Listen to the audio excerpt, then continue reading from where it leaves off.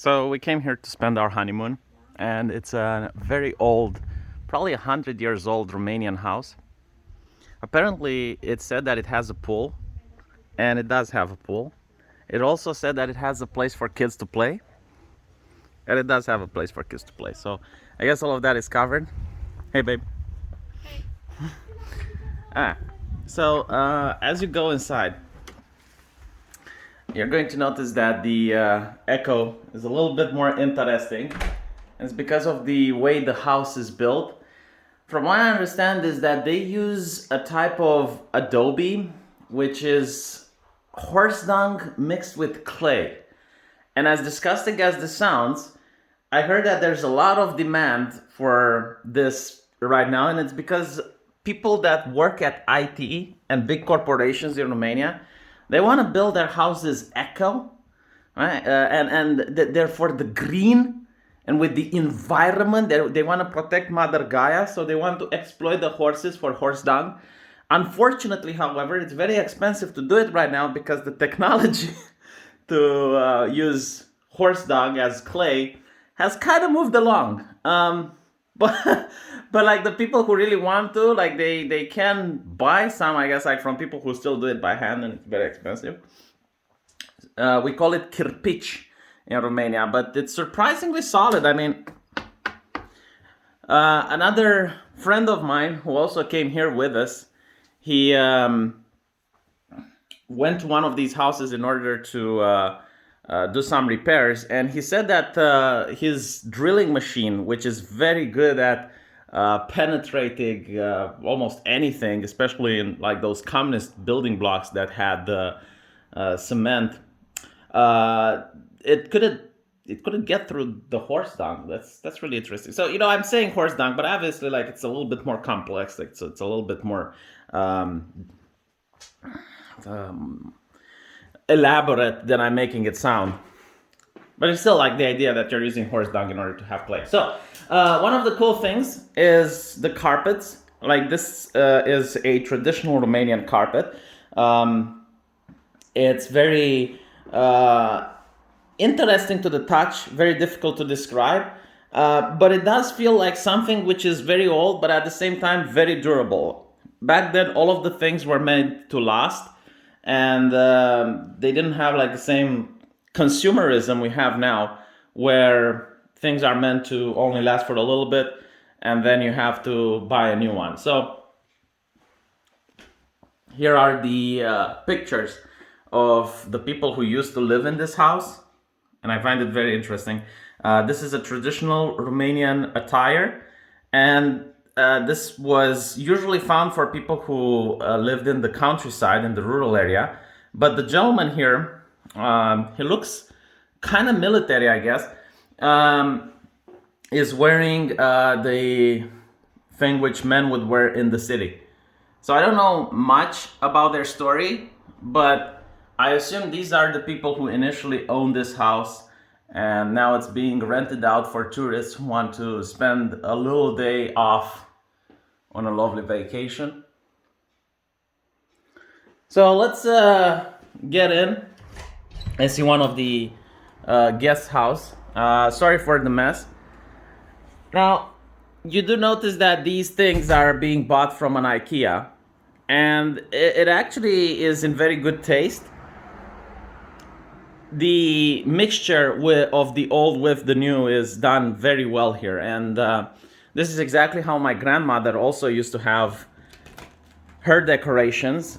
These used to be in fashion during the communist era, and this is how people used to decorate their rooms. Now, what's interesting is that almost everyone had the exact same decorative objects. Like, for example, my uncle used to have these, except that he managed to break the leg of the dancer. There's also one with the little boy peeing. I don't know if they have it. Oh yeah, they do have it. It's like it's over there. So it's funny because you would go into another house and they would have the exact same decorations, and everyone would have like one of these wardrobes where they would keep them in.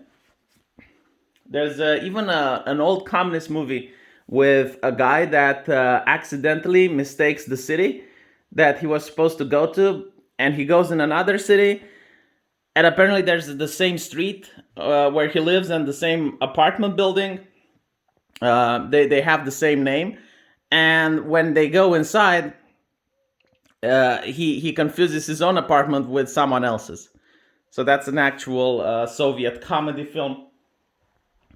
Now here's something very interesting. This is how the people back then used to have their religious iconography. It's specifically Orthodox Christian.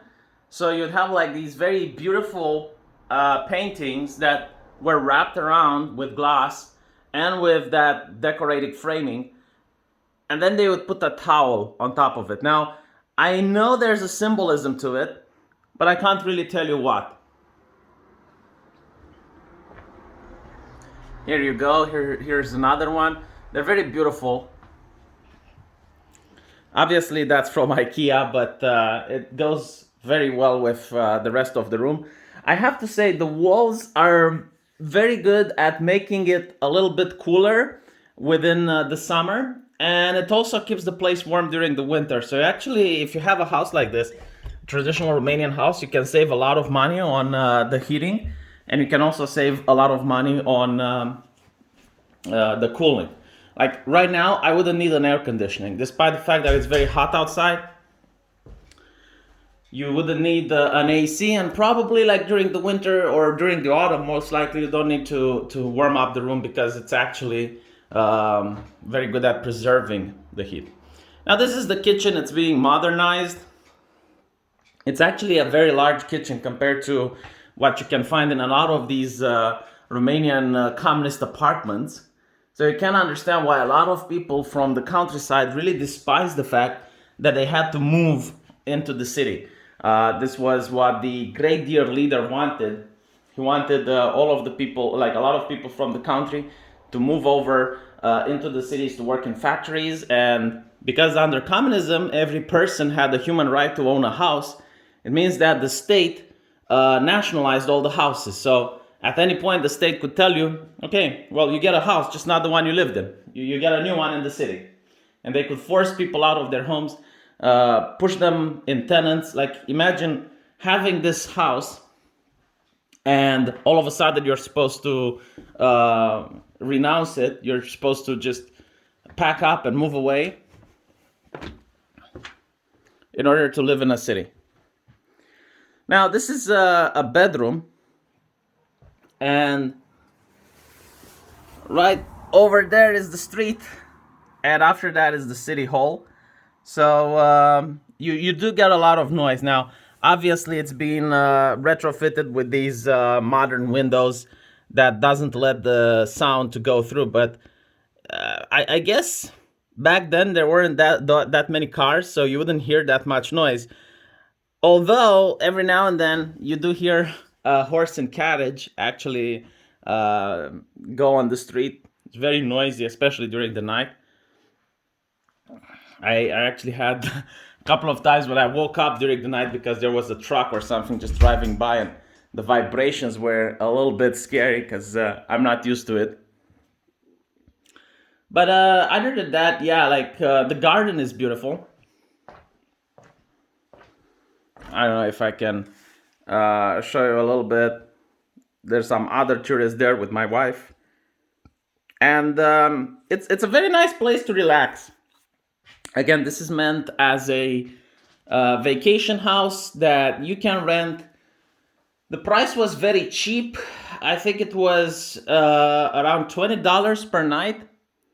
So you get all of this. You get the garden, you get the house. There's a nice stove outside, which you can also use in order to make some traditional cuisine. And the fridge was also filled with stuff. So if we wanted to cook something, we could. And I would definitely come here again. It's really nice. The only downside that I could think of is the air. It's very difficult to describe because it's a 100-year-old house.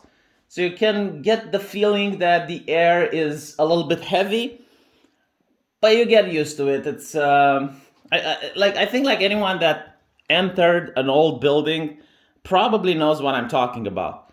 And I didn't find a single pest. I didn't find any bugs. I didn't find any insects. So the owner did a good job at sanitizing the place.